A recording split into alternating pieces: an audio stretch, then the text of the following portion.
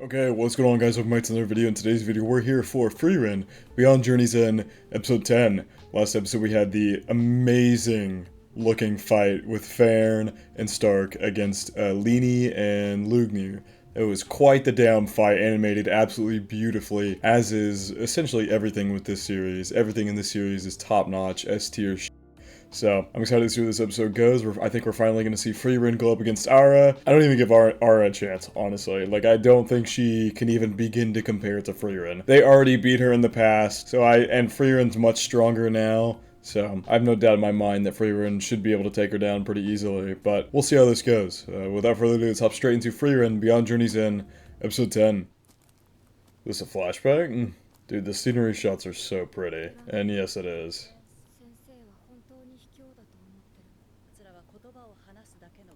He's talking about demons, obviously. The creatures I call demons, did she name them? This dishonor. Interesting.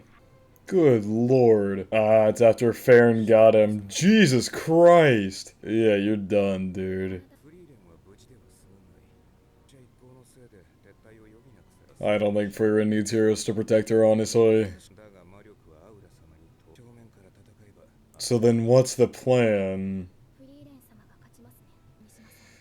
Yeah, that definitely sounds like her. But she's different now. She's different now.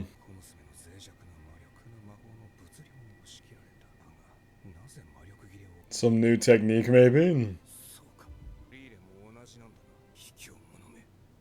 What you've done isn't fair.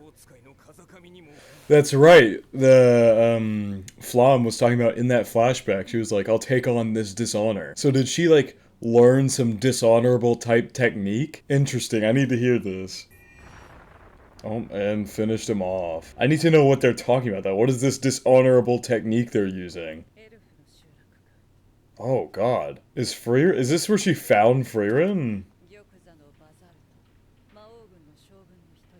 An elven village. That's so interesting that like 1,000 years ago, elves seemed to be much more populated. Like, this is an entire village of them, and Frieren says now she doesn't see them for she could go hundreds of years without seeing an elf. That's so interesting how like over time they have depleted pretty drastically, it seems.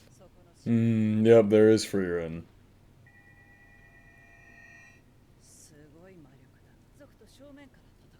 Damn, we're actually getting some Frieren backstory.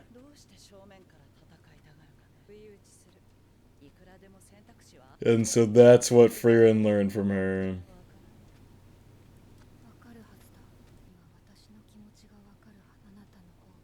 You're a far more powerful mage. Is it because she's like suppressing her mana?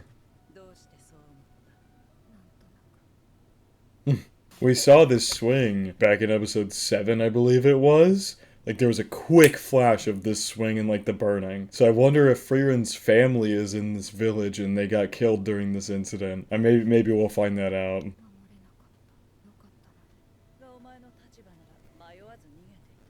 You're going to be my apprentice. Yeah, you don't have a choice. Seriously? Are we gonna get to see Flam fight here? Who in the hell?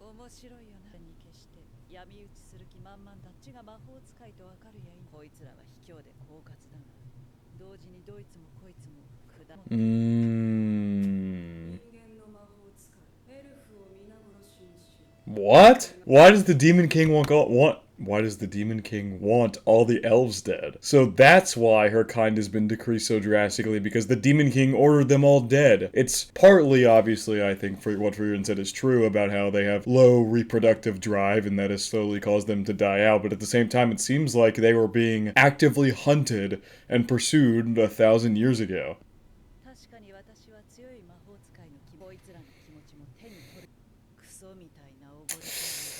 Isn't that it?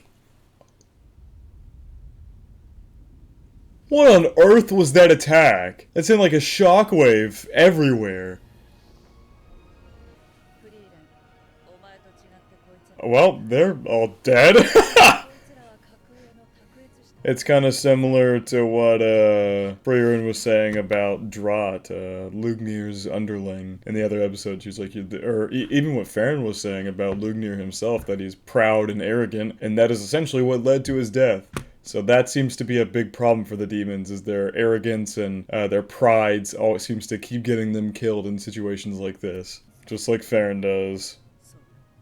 God damn! By allowing them to miscalculate your strength. Is that what Farron did? Are they about to show us that, like, Farron has, like, a seriously immense amount of magic as well? Like, same as Frieren? But they just heavily suppress it so that people underestimate them?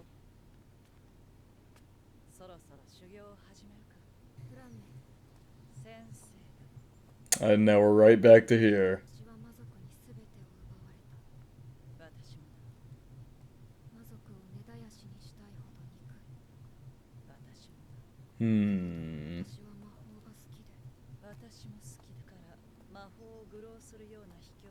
That is a bar. We both love magic so much, which is why only you and I should become cowards who make a mockery of magic. Interesting. So it seems like almost taboo in this world to hide your magical prowess. Like the demons themselves, if they have strong magic, they love to show it off. The first chance they get, they are showing off their magical prowess as much as they can. But in the case of Flam and Frieren and Fern as well, they keep it suppressed as much as possible so the enemies will underestimate them and then they can kill them quickly and get it over with. An interesting tactic, and I'm very curious if there's a specific reason that's considered so taboo in this world, or maybe it's just a pride kind of thing. I don't know.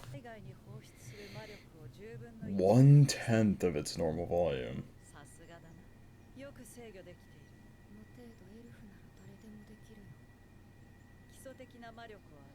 I'm just realizing, like, how much taller Flam is than Frieren here. I mean, Frieren looks a lot younger. Like, honestly, just straight up, Frieren looks a lot younger than normal. Like, than she does now in the series. So, it's very, very interesting. So she has aged a little bit since then. But also, Flam just seems like a very tall human.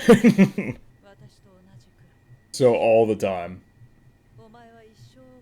She doing the same thing here, and then is Ara gonna put it on the scale?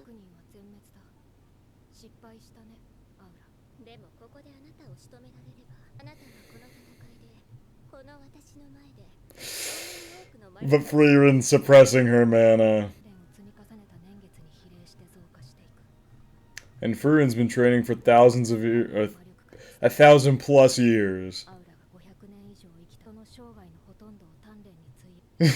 Yeah, 500 years to try 1,000. But Frieren's over here suppressing the mana, so Ara's probably gonna put it on the scale, and then that's game over, because Frieren probably has immensely more magic than she's showing off here, and it's the same for Farron.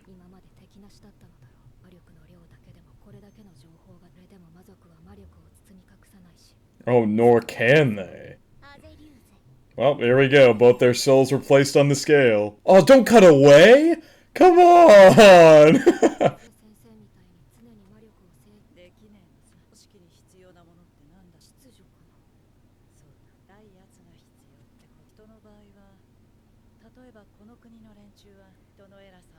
I love how you can see like the different eras of this world. Like in the current era, Frieren's like reading out of books and like very detailed books, and the world looks a lot futuristic is definitely absolutely the wrong word, but more futuristic than what this world looks like. Like 1,000 years ago, this looks very like Roman Empire kind of times, like desert Roman Empire type.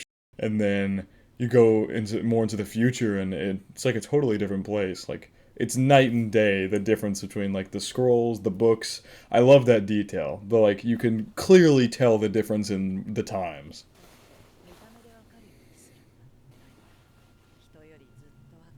Interesting.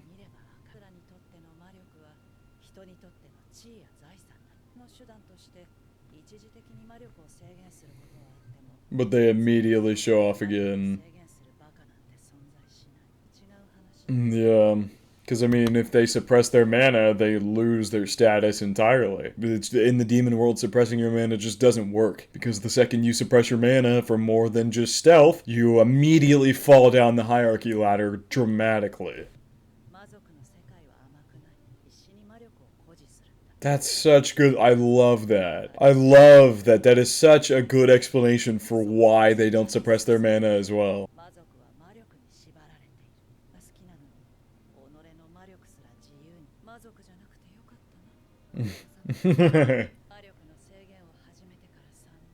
She's suppressing it pretty damn well.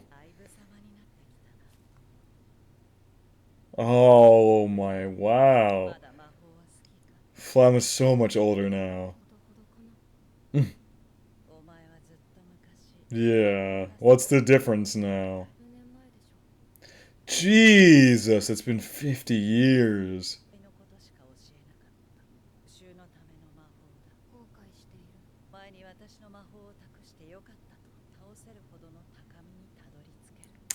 And she did.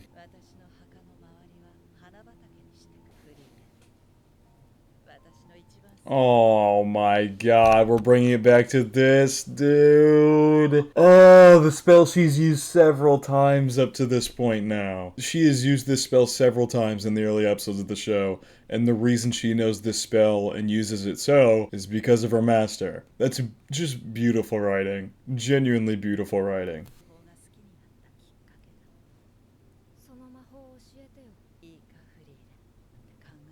You must never seek to leave your name in history. Live in obscurity. And that happened, and now everybody knows who she is. Now that she's defeated the Demon King, literally everybody knows who she is, at least in the human world. She goes to any city, and they immediately are able to pick her out and find her. Like, that's... man, this is 1,000 years before they defeated the Demon King, and Flam was telling her all of this. It's like she just knew this was going to happen. Aww. Oh, what a beautiful episode. This has been such a beautiful episode. Still suppressing the mana. I wonder when she puts the earrings on, because we see now that she has Flam's earrings. Damn, what is that creature? Whoa, that looks so cool. Dude, this Frieren has some of the coolest looking, like, creatures. Like, ever. If we go back, I forget which episode it was, but Himel was recalling a fight against some absurd looking beast. I can't even remember, I don't know how to describe what it looked like, but it looked insane. Some of the creatures in this world are so cool looking. Like, so unique to the genre of fantasy itself. Yep, and things continue to develop as the years passed. And, oh, we're seeing the origin of their party.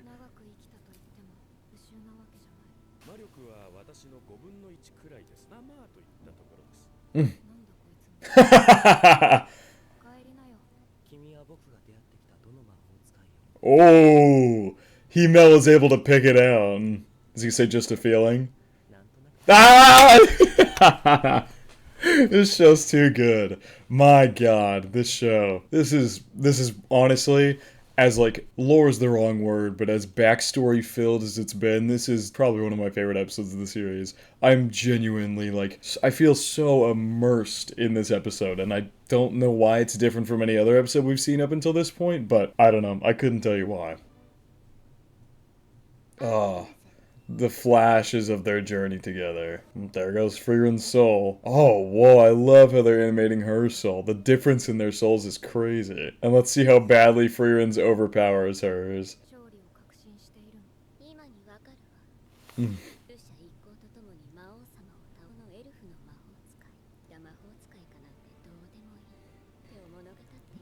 Oh, man.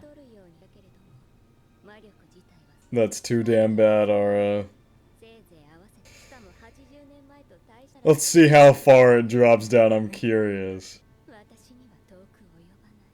What is happening here? What is about to happen here? And it's slowly weighing it down. But Yeah. Oh my god. This isn't even like a fight. This is literally just a contest of mana, and whoever has more mana wins. Like, it's not even an actual fight. I kind of love the diversion from, like, it was gonna be originally like what I was thinking. It was gonna be Frieren was gonna have to take out all the army, because I didn't think Ara would reasonably place their souls on the scale before I knew about how great of a deal suppressing mana was in the world of humans versus demons. I thought that Frieren was going to have to take out all the army, because I didn't think Ara would be dumb enough to place Frieren's soul on the scale with hers, given how much mana we know Frieren actually has. But now that they've given us this beautifully done exposition as to why Frieren suppresses her mana so much, it makes total sense that the battle would end up going this way and divert from my expectations a couple episodes ago. And I'm not even disappointed. Would I've liked to see a cool fight? Sure, but this is also really, really cool. This is such a unique way to handle a battle, so well thought out from a story building standpoint, story writing standpoint. Like, this is so cool, like, on every level.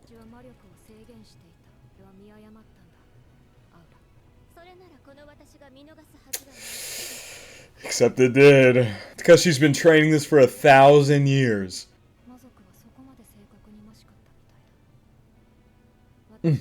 Ara's starting to sweat and...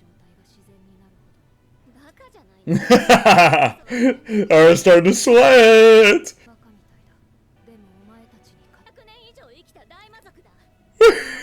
She nervous now.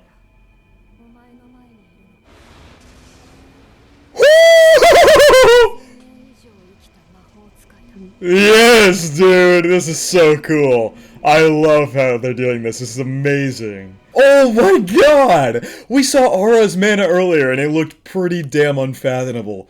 Unfathomable. But then we see this? Holy sh**.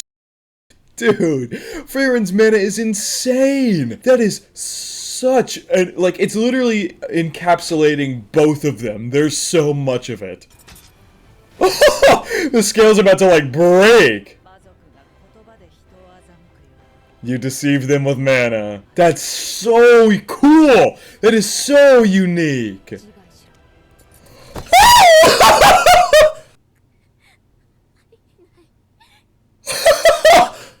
What? Oh! And Frieren's just walking away in the background. That might be one of the most badass moments from any anime series I've ever seen. After Frieren was like, "You're fighting a mage who's been training for 1,000 years." He was like, she literally turned around and said, "Ara, yourself," and then walked away. That was so badass. Oh my god, what an episode. That was amazing. Okay, this was as much like backstory based and storytelling as this episode was. This is one of my favorites from this entire series. Just from a storytelling standpoint, how they linked in, they brought up the concept of suppressing mana back in episode like 1 or 2, when Frieren was first introduced, and when Frieren talked about how Frieren is very good at suppressing her mana. It was brought up in the beginning episodes, and it is now becoming a factor in this boss fight, like 8 episodes later. It's a huge factor in this fight. And the way they explained it, the way it was told, was so, like, immersive. I really felt like I was there in this world with them, learning about how the magic works. And, like, like I said, this is one of my favorite episodes of the entire series. This fight was amazing. Fight was amazing. And I think that all the details, how beautifully they came together, was just genuinely poetic. Anyway, I won't do too much rambling, but this was a absolutely fantastic episode. Definitely one of my favorites of the entire series. I don't think I really have much more to say. This episode was beautifully directed, beautifully exposized. I really felt like I truly understood why Frieren does the things she does and why Frieren does the things she does. The only thing I don't fully understand is why it's so taboo to hide your mana. I can understand why the demons would think it's low and unfair, because to them, showing off your mana is the greatest form of strength, and it's what allows demons to rise in the hierarchy in the first place. But for humans, I don't know why they would see that as a sort of taboo. I don't know why they would find suppressing your mana to be that kind of thing, but maybe there's a very specific explanation for it that I somehow missed out on in this episode or something like that. But this is a fantastic episode. But I think that is all I have to say. So I think that is gonna wrap it up for my reaction to Frieren Beyond Journey's End, episode 10. Hope you guys did enjoy, and I hope you all have a good day.